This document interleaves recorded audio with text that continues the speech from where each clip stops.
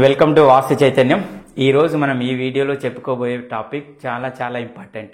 ఎందుకంటే ఇప్పటిదాకా ఒక ఇంటికి కట్టిన ఇల్లు కానీ కొత్త ఇంటికి కానీ ఇంటి చుట్టూ కాంపౌండ్ వాల్ ఏర్పాటు చేసుకుంటాం కదా. అంటే ఇంటికున్న కాంపౌండ్ వాళ్ళకి మధ్యలో ఎటు ఎక్కువ ప్లేస్ ఉండాలి, ఎటు తక్కువ ప్లేస్ ఉండాలి సార్, ఎటు పెరిగి ఉండాలి, ఎటు పెరగకుండా ఉండాలని చాలామంది అడుగుతా ఉన్నారు.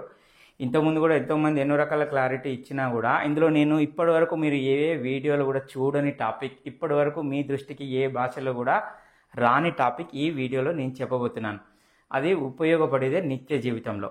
సో ఫ్రెండ్స్, ఈ వీడియోను స్కిప్ చేయకుండా చివరి వరకు చూడండి.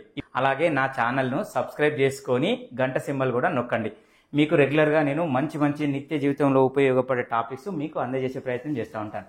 నేను గత 10-15 సంవత్సరాలుగా చేసిన పరిశోధనలో జస్ట్ శాస్త్రంలో రాసి ఉన్నదే యాజ్ ఇట్ ఈజ్గా మీకు ప్రజెంటేషన్ ఇవ్వడం కాకుండా అవన్నీ ప్రాక్టికల్గా నిత్య జీవితంలో అవి ఏ విధంగా లాభాన్ని ఇస్తున్నాయి మన సొసైటీకి. నేను చెప్తా ఉంటా, ఒకటి దశ, రెండు దిశ. ఆ రెండిట్లో ఏదో ఒకటైతే మనకు ఖచ్చితంగా మన జీవితాల మీద ఇంపాక్ట్ చేస్తుంది.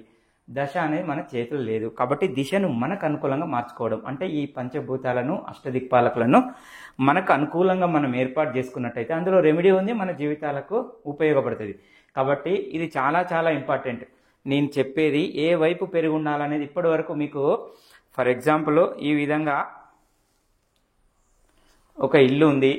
ఇది మనకు ఈస్ట్, నార్త్, వెస్ట్, సౌత్.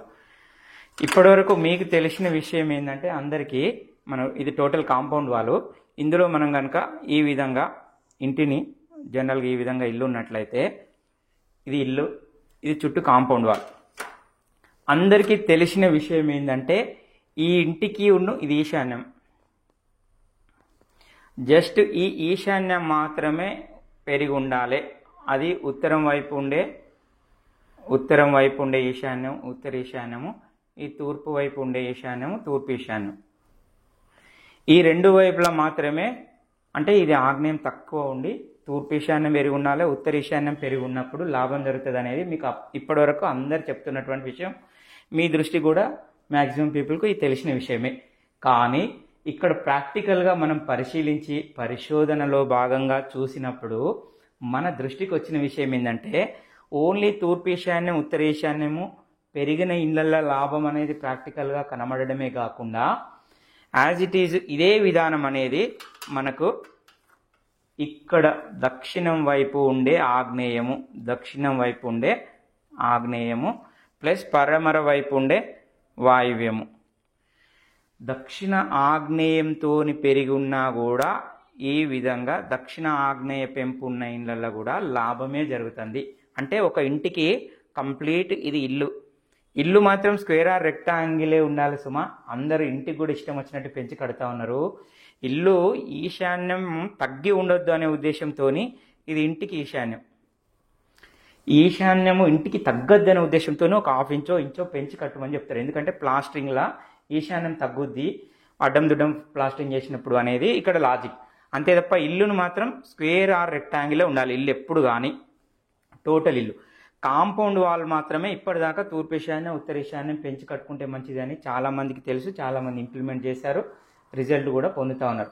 కానీ ప్రాక్టికల్గా దక్షిణం వైపు ఉండే ఈ ఆగ్నేయం పెరిగి ఉన్నా కూడా, దక్షిణ ఆగ్నేయం పెరిగినా కూడా ఇది పూర్తి ఆగ్నేయము, ఇది దక్షిణం వైపు ఉండే ఆగ్నేయం, ఇది పూర్తి వాయువ్యము, ఇది పడమర వైపు ఉండే వాయువ్యం, పడమర వాయువ్యం. ఇక్కడ ఈ పడమర వాయువ్యం ఇట్లా పెరిగి ఉన్నా కూడా లాభమే జరుగుతుంది. ఫర్ ఎగ్జాంపుల్ మనకు ఇక్కడ 0, నైరుతి మాత్రం ఎట్టి పరిస్థితిలో పెరిగి ఉండద్దు. ఇక్కడ మాత్రం కరెక్ట్ 90 డిగ్రీస్ లేదా మెట్నాక్ మాత్రమే ఉండాలి.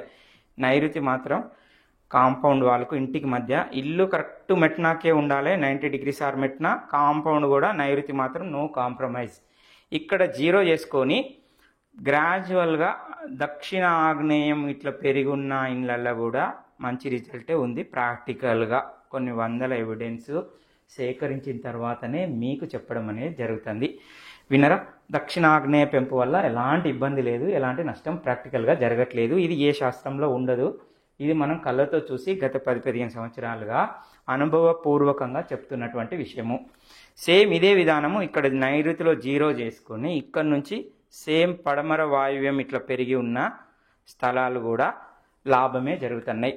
ఈ విధంగా పడమర వాయువ్య పెంపు కానీ దక్షిణ ఆగ్నేయ పెంపు కానీ ఉన్న ఇండ్లలో కూడా ఎలాంటి దోషం ఉండదు. ఒకవేళ మీకు న్యాచురల్గానే ఫీటో 2 ఫీట్లో పెరిగి ఉంది, దాన్ని వదిలేయాల్సిన అవసరం లేదు. దక్షిణాగ్నేయ వైపు కానీ పడమర వాయువ్యం వైపు కానీ వదిలేయాల్సిన అవసరం అసలే లేదు. ఎప్పుడు వదిలేయాలి అంటే ఈ నైరుతి వైపు, అంటే పడమర నైరుతి పెరిగినప్పుడు వదిలేయాలి, దక్షిణ నైరుతి పెరిగినప్పుడు మాత్రమే వదిలేయాలి. ఇది కామన్గా అందరికీ తెలిసిందే. ఈశాన్యం వైపు ఇటు పెరిగి ఉండాలనే విషయము. ఉత్తర ఈశాన్య పెంపు, తూర్పు ఈశాన్య పెంపు ఈ విధంగా పెరిగినప్పుడు. మళ్ళీ ఇంకో విషయం ఏంటి సార్, మళ్ళీ ఫోన్లు దీని మీద చాలామంది మళ్ళీ ఫోన్లు వాట్సాప్లో, సార్ మాకు గజం పెరిగింది, లేదంటే 10 గజాలు పెరిగి ఉన్నాయి సార్, ఫీట్ పెరిగింది 2.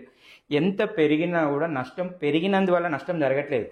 ఇప్పుడు ఇల్లు మనకు ఇట్లా ఈక్వల్గా ఇట్లా ఉందండి, 90 డిగ్రీస్కు ఈస్ట్కు ఇట్లా ఉంది. ఈస్ట్ సేమ్ కాంపౌండ్ వాల్ క్రాస్గా ఉన్నప్పుడు ఏమైందంటే గేట్ పెట్టినప్పుడు గేట్ ఇట్లా ఆగ్నేయం వైపు చూస్తుంది, డోర్ ఏమో స్ట్రేట్గా ఈస్ట్ చూసి, కాంపౌండ్ ఇట్లా బాగా పెరిగినప్పుడు పెరిగినట్టుగానే గోడ పెట్టుకున్నప్పుడు గేట్ క్రాస్గా చూస్తుంది, గేట్ ఆగ్నేయం చూస్తుంది. దీనివల్ల నష్టం జరుగుతుంది.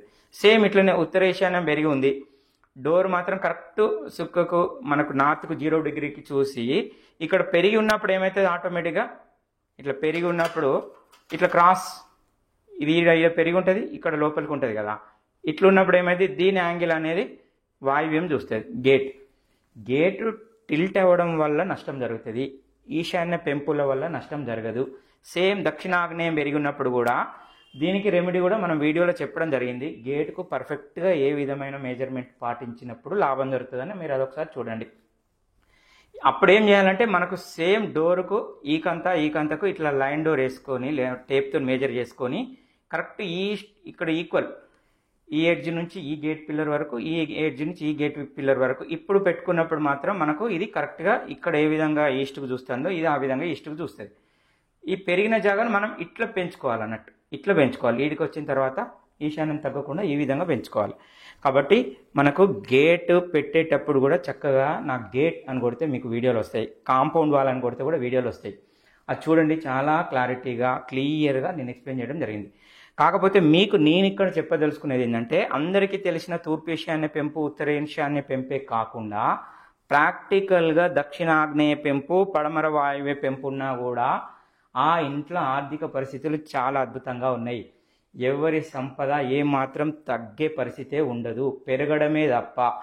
ఇల్లు కట్టడం ఎంత ఇంపార్టెంటో ఇంటికి 4 వైపులా నైరుతి కరెక్ట్ మెట్నాక్ చేసుకొని ఈ 90 డిగ్రీస్ అంటే ఇంజనీరింగ్ టెక్నికల్ 90 డిగ్రీస్ ఈ విధంగా 90 డిగ్రీస్కు నైరుతిలో మొదలుపెట్టి దక్షిణాగ్నేయ పెంపు 1 ఇంచు 2 ఇంచులు పెంచడం, పడమర వాయువ్య పెంపు 1 ఇంచు 2 ఇంచులు పెంచడం అంటే అవసరమైతే మనదే స్థలాన్ని 1 2 ఇంచులు తగ్గించుకోవడం.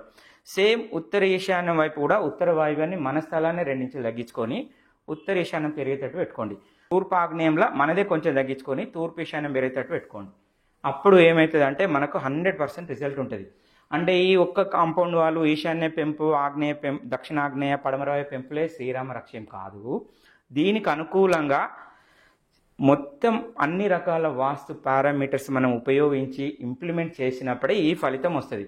నేను చెప్తా ఉంటా మన ఇంటికి కాంపౌండ్ వాళ్ళే శ్రీరామ రక్ష, కానీ దానికి తోడు మిగతా అన్ని వాస్తుకు అనుకూలంగా ఉన్నప్పుడు మన ఆర్థికంగా ఎదగడమే కాదు 10 మందికి మనం ఇచ్చే పరిస్థితి ఉంటుంది, మనం తీసుకునే పరిస్థితి ఆ ఇంట్లో రాదు. ప్రాక్టికల్గా కొన్ని వందల ఎవిడెన్స్ ఉన్నాయి.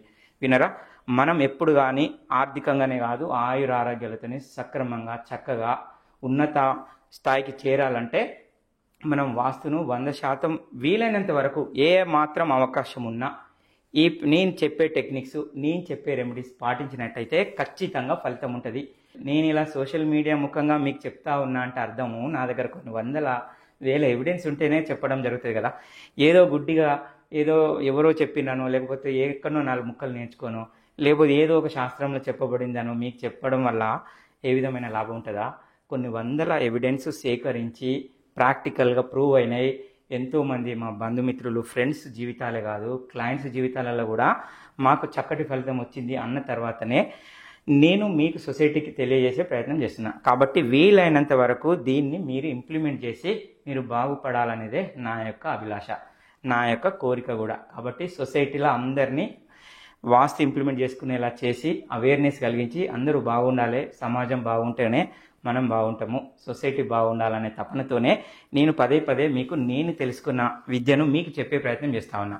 కాబట్టి దీన్ని పెద్ద మనసుతో అర్థం చేసుకొని సాధ్యమైనంత వరకు వాస్తుకు అనుకూలంగా మీ ఇంటి నిర్మాణాన్ని ఏర్పాటు చేసుకొని మీరు బాగుపడాలనేదే నా యొక్క కోరిక.